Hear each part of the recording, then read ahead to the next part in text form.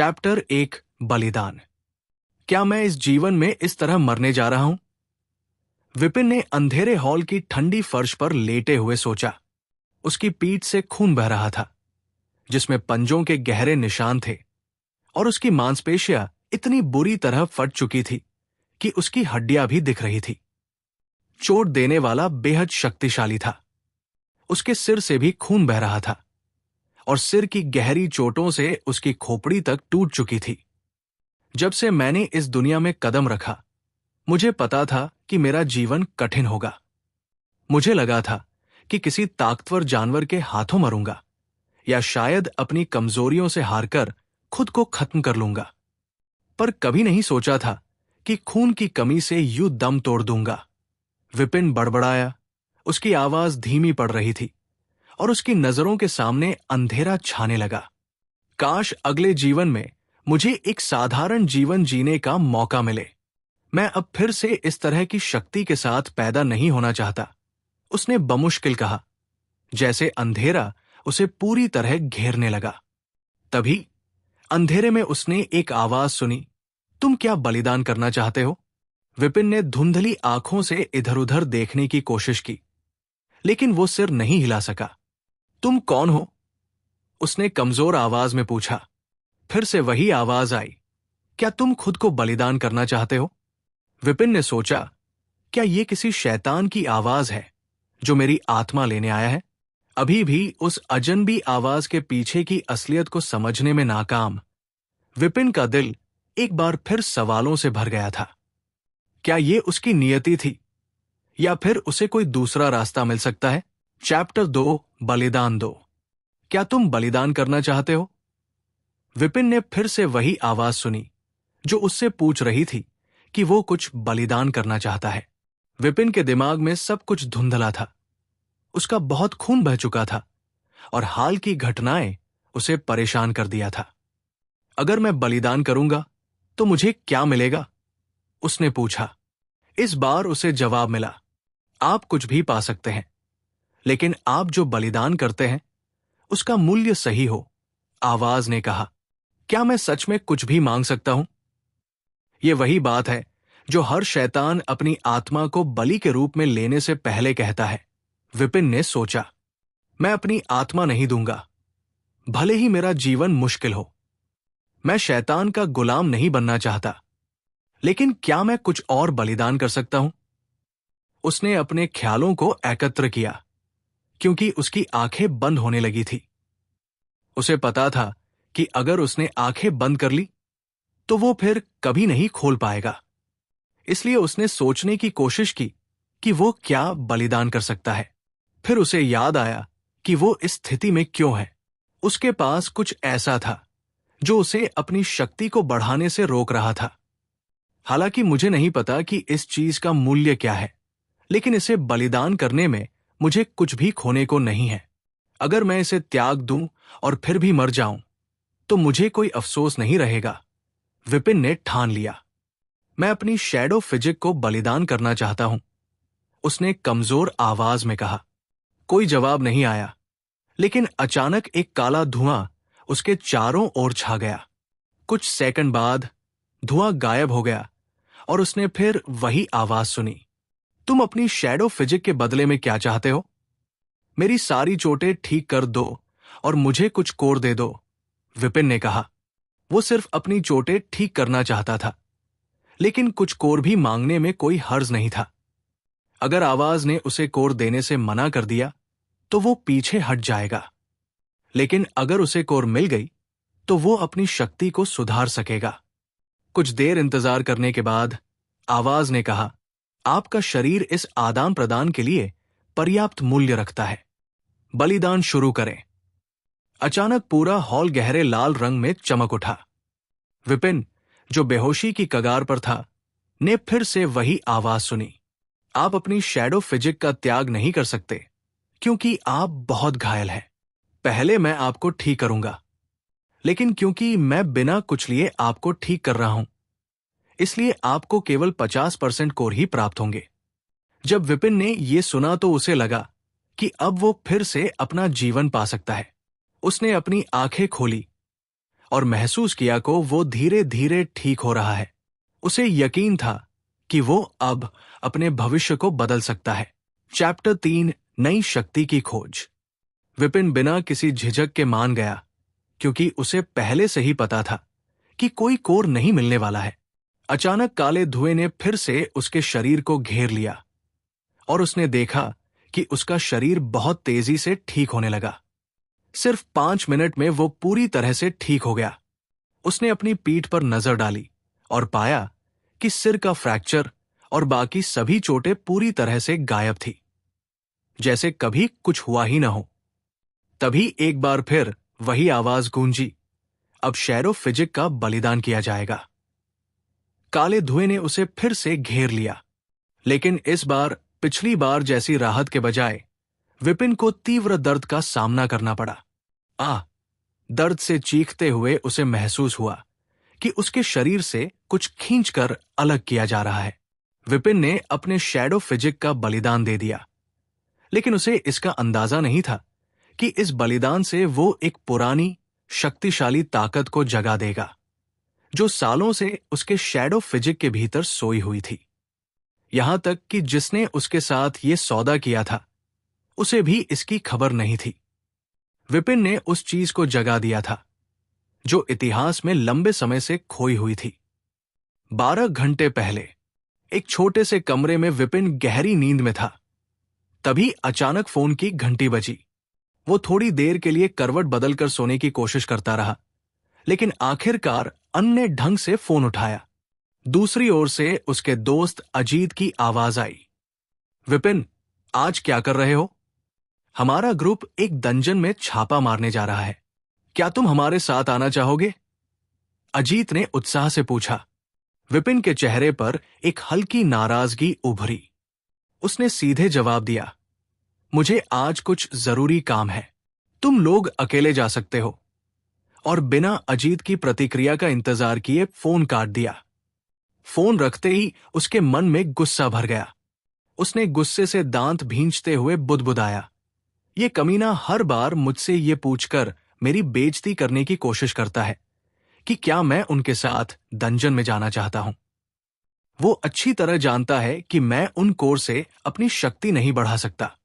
अपने गुस्से को शांत करने की कोशिश करते हुए विपिन उठ खड़ा हुआ।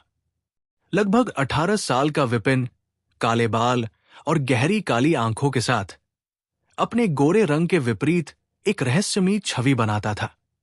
उसकी लंबाई करीब 180 सेंटीमीटर थी और उसकी कदकाठी साधारण से थोड़ी बेहतर थी, लेकिन उसकी शक्ति में वो मजबूती नहीं थी जो दूसरों के पास होती। वो फोन पर हुई बातचीत को भुलाकर अपने आज के काम पर ध्यान केंद्रित करने की कोशिश कर रहा था। उसने जल्दी से एक साधारण नाश्ता बनाया और खाते हुए अपने स्टेटस पैनल पर नजर डाली। नाम विपिन, रैंक F, शक्ति F, फुर्ती F, माना F, स्टैमिना F+, बुद्धिमत्ता F, भाग्य E+, आकर्षण D, कौशल शैडो वॉक, शरीर शैडो फिजिक, उपाधि O, जॉब कोई नहीं। स्टेटस पैनल को देखते हुए विपिन ने निराशा से सिर हिला दिया। सिर्फ उसका भाग्य और आकर्षण ही F रैंक से ऊपर थे, बाकी सब कुछ औसत या उससे भी कम था। वो खुद से बड़बड़ाया, मुझे वही करना चाहिए जो मैं कर सकता हूं। अपनी रैंक बढ़ाने के लिए कुछ और शैडो कोर की जरूरत है।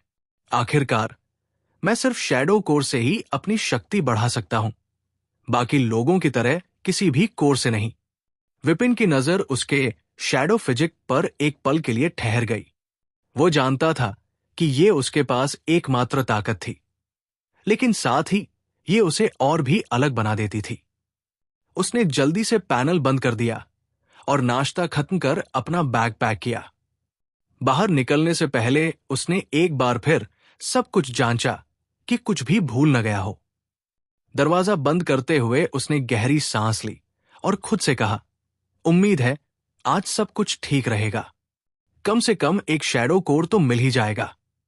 विपिन बाहर निकल गया, मन में आज के दिन को लेकर एक अनकही उम्मीद और चिंता के साथ। अरे, मैं अपनी नौकरी के पहले दिन कैसे देर से सो सकता हूं? इतनी मेहनत के बाद ये नौकरी मिली है और मैं पहले ही दिन देर से नहीं पहुंचना चाहता। निखिल ने घबराते हुए दौड़ते हुए कहा, जैसे उसकी पूरी जिंदगी इसी नौकरी पर टिकी हो।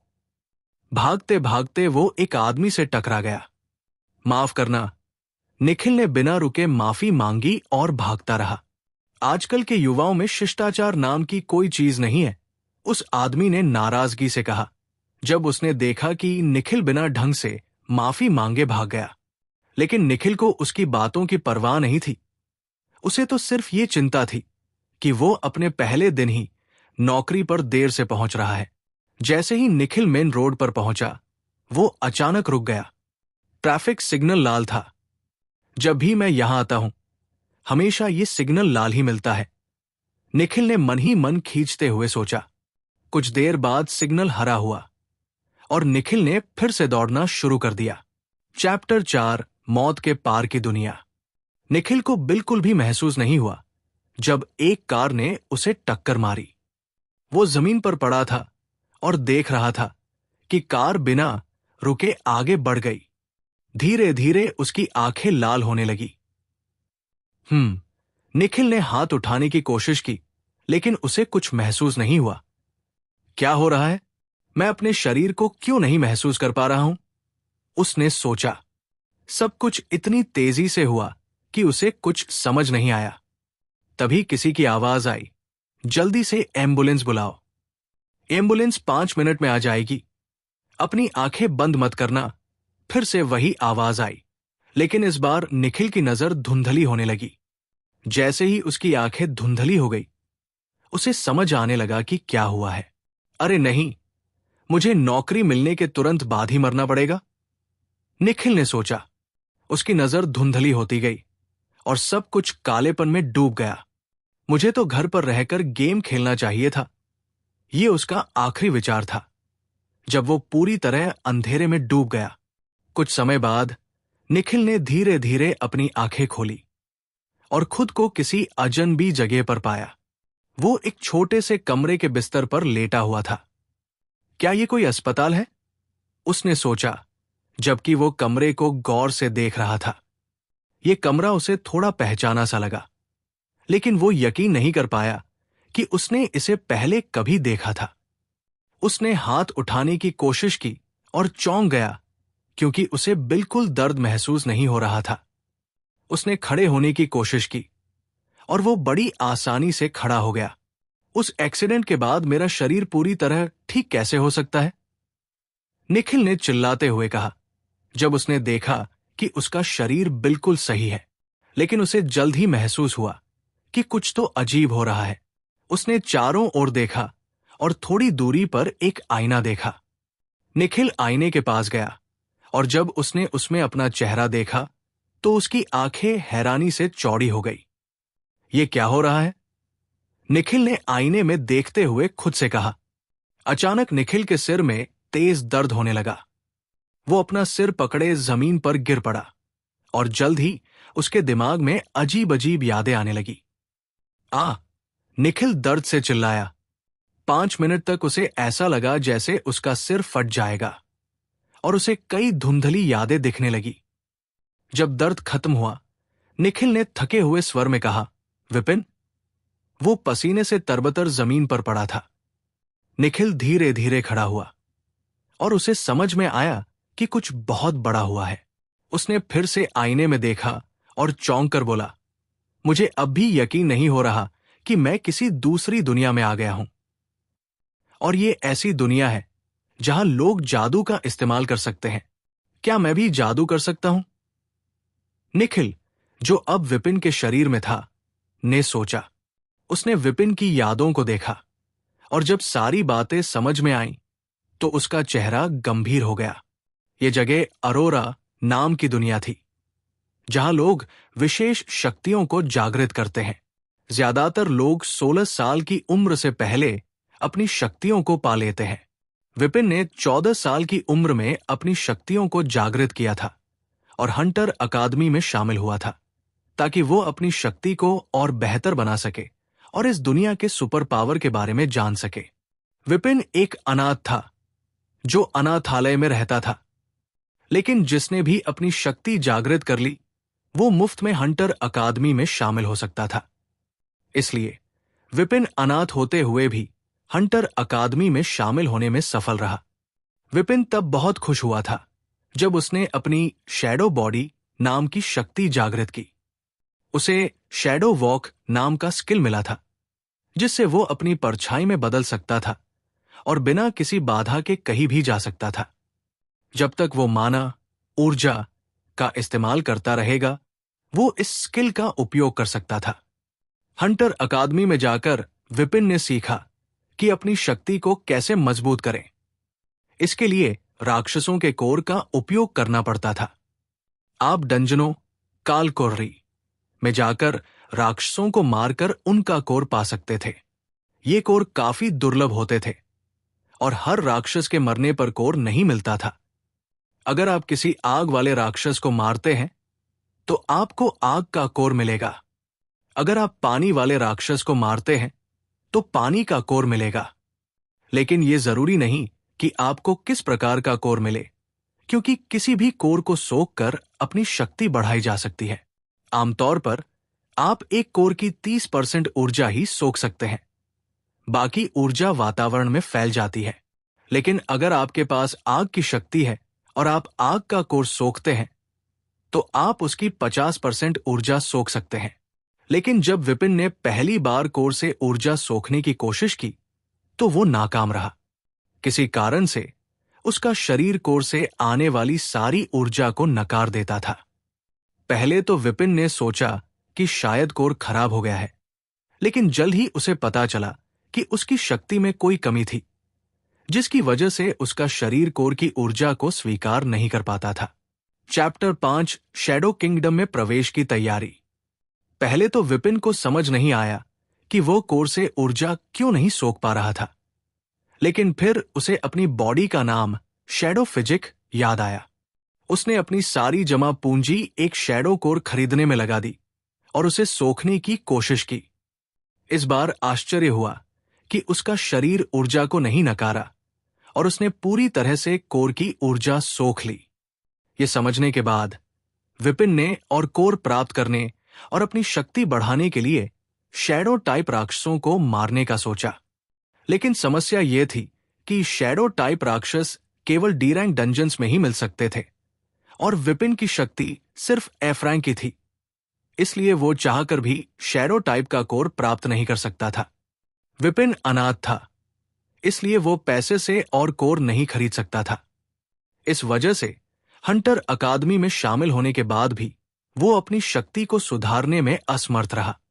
मेरी नई जिंदगी शुरू होने से पहले ही खत्म हो गई है, निखिल ने विपिन की यादें देखने के बाद कहा। निखिल अपने कमरे से बाहर आया और बॉयज हॉस्टल से बाहर जाने लगा। 2 साल बीत चुके थे जब निखिल अरोरा दुनिया में आया था। इन 2 वर्षों में उसने पूरी तरह से विपिन की जगह ले ली थी और अकादमी में अपनी पहचान बना ली थी। किसी को भी कोई शक नहीं हुआ, क्योंकि विपिन का अकादमी में कोई दोस्त नहीं था। सब उसे नीची नजर से देखते थे, क्योंकि 3 साल से अकादमी में होने के बावजूद वो अभी भी एफ रैंक हंटर था। टीचर्स को छोड़कर किसी को विपिन की अजीब बॉडी के बारे में पता नहीं था, लेकिन निखिल को इस बात से कोई फर्क नहीं पड़ता था। वो खुश था कि उसे विपिन की तरह व्यवहार नहीं करना पड़ेगा, क्योंकि कोई उससे बात ही नहीं करता था। इन 2 सालों में निखिल ने तलवार चलाना सीख लिया था। भले ही वो इसमें माहिर नहीं था, लेकिन लगातार मेहनत के बाद वो बेसिक तलवारबाजी में महारत हासिल कर चुका था। विपिन हॉस्टल से बाहर निकला और हंटर अकादमी के बाहर की ओर चलने लगा। विपिन अकादमी के अंदर ही रहता था, क्योंकि वहां के सभी छात्रों को 4 साल तक मुफ्त रहने की सुविधा मिलती थी और ये उसका आखिरी साल था। जब विपिन एकेडमी से बाहर जा रहा था तो कई छात्रों ने उसे घृणा भरी नजरों से देखा। हालांकि उसका आकर्षण काफी था और वो सुंदर भी दिखता था, लोग उसे बेकार समझते थे क्योंकि वो अब तक किसी डंजन में नहीं गया था। विपिन को इस बात की परवाह नहीं थी कि लोग उसे कैसे देखते हैं, और वो अकादमी से बाहर निकलता रहा। बाहर आने के बाद उसने 5 मिनट तक पैदल चला और फिर एक टैक्सी ली। सिटी प्लाजा प्लीज, विपिन ने टैक्सी में बैठते हुए कहा। टैक्सी ड्राइवर ने सिर हिलाया और सिटी प्लाजा की ओर गाड़ी चलाने लगा। विपिन ने अपनी आंखें बंद की और सोचा कि वो आज क्या करने जा रहा है। वो शहर के चौक पर एक औषधि खरीदने जा रहा था, जिसे इनविजिबल प्लांट कहा जाता है। ये एक रैंक 2 की औषधि है जो उसे 3 घंटे तक अदृश्य कर सकती थी। इस औषधि का उपयोग करने से कोई भी रैंक सी से नीचे का व्यक्ति उसे देख नहीं पाएगा। विपिन ये औषधि इसलिए खरीदना चाहता था ताकि वो अकेले D rank dungeon shadow kingdom में प्रवेश कर सके। पिछले 2 वर्षों के दौरान विपिन ने कई नौकरियां की थी ताकि वह इस औषधि को खरीदने के लिए पर्याप्त पैसे जमा कर सके। निखिल के आने से पहले भी विपिन इस औषधि के लिए पैसे बचा रहा था ताकि वो डी रैंक डंजन में कुछ शैडो राक्षसों को मार सके। हालांकि इन 2 वर्षों में वह अपनी शक्ति को बढ़ाने में नाकाम रहा क्योंकि वो शैडो कोर प्राप्त करने में सक्षम नहीं था। आखिरकार उसने अदृश्यता वाली औषधि खरीदने का फैसला किया ताकि डंजन में राक्षस उसे देख न सकें और वो उन्हें मारने में सफल हो सके। 15 मिनट बाद विपिन बाजार क्षेत्र में पहुंचा। उसने टैक्सी का किराया चुकाया और एक बड़ी इमारत की ओर चल दिया। वो इमारत के अंदर गया और लिफ्ट लेकर 7वीं मंजिल पर पहुंचा, जहां औषधियां और अन्य जड़ी बूटियां बेची जाती थी।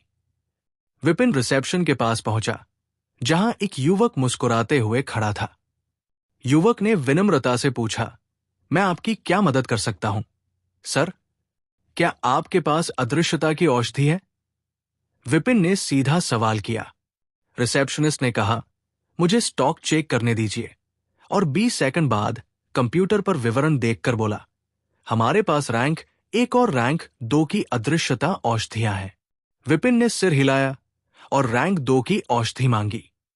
रैंक 1 की औषधि केवल 1 घंटे तक अदृश्य रखती है और वो डी रैंक के राक्षसों से छिपने में असफल रहती है। रिसेप्शनिस्ट ने फोन किया और थोड़ी देर बाद एक महिला एक छोटा सा बॉक्स लेकर आई। उसने बॉक्स रिसेप्शनिस्ट को दिया और चली गई। रिसेप्शनिस्ट ने बॉक्स खोला और उसमें से एक बोतल निकाली जिसमें गहरे नीले रंग का तरल था। विपिन ने बोतल को छुआ और उसकी जानकारी उसके स्टेटस विंडो पर दिखाई देने लगी। अदृश्यता औषधि रैंक 2। इस औषधि को पीने के बाद आप 3 घंटे के लिए अदृश्य हो जाएंगे और रैंक सी से नीचे का कोई भी व्यक्ति आपको पहचान नहीं पाएगा। विपिन ने विवरण देखकर सिर हिलाया और पूछा, ये कितने का है? ये हमारी सबसे ज्यादा बिकने वाली औषधि है और बहुत से लोग इसे खरीदना चाहते हैं। रिसेप्शनिस्ट अपनी बात पूरी भी नहीं कर पाया था कि विपिन ने उसे बीच में ही टोक दिया। बस मुझे कीमत बताओ। मुझे परवाह नहीं है कि यह तुम्हारा सबसे ज्यादा बिकने वाला पोषण है। यह सिर्फ 30,000 क्रेडिट का है, रिसेप्शनिस्ट ने मुस्कुराते हुए कहा, बिना किसी नाराजगी के। विपिन का दिल तेजी से धड़कने लगा। उसे अंदाजा था कि अदृश्यता की औषधियां महंगी होती हैं, लेकिन इतनी महंगी होंगी ये उसने नहीं सोचा था। फिलहाल उसके पास लगभग 32,000 क्रेडिट थे, जो उसने पिछले 2 वर्षों में बड़ी मुश्किल से बचाए थे। विपिन ने रिसेप्शनिस्ट की ओर देखा और विनम्रता से पूछा, क्या इसमें कोई छूट मिल सकती है? माफ कीजिए सर, यह हमारी सबसे ज्यादा बिकने वाली औषधि है, इसलिए इस पर कोई छूट नहीं दी जा सकती। रिसेप्शनिस्ट ने वही मुस्कान बनाए रखी। विपिन ने निराशा भरी सांस ली, लेकिन फिर भी उसने पैसे चुकाए और पोषण खरीद लिया। आपकी खरीदारी के लिए धन्यवाद सर। रिसेप्शनिस्ट की वही मुस्कान अब विपिन को खलने लगी थी। विपिन ने पोषण की बोतल ली और दुकान से बाहर निकल गया। उसकी अगली मंजिल D rank shadow kingdom dungeon थी। विपिन ने अदृश्यता की औषधि खरीद ली और उसकी अगली मंजिल D rank shadow kingdom dungeon थी। हालांकि वो जानता था कि उसके पास सिर्फ 3 घंटे होंगे और वो अदृश्य रहते हुए जितना जल्दी हो सके शैडो टाइप राक्षसों का सामना करना होगा। लेकिन क्या अदृश्यता औषधि सच में उसे बचा पाएगी? क्या वह इतने शक्तिशाली राक्षसों के बीच खुद को सुरक्षित रख पाएगा? अगला कदम उसके लिए बेहद खतरनाक था। जैसे ही वो डंजन के दरवाजे के करीब पहुंचा, उसके मन में कई सवाल उमड़ने लगे।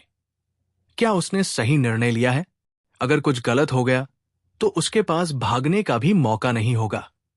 अब क्या विपिन का ये मिशन उसके लिए नई मुसीबत लेकर आएगा, या वह अपनी ताकत बढ़ाने में सफल होगा?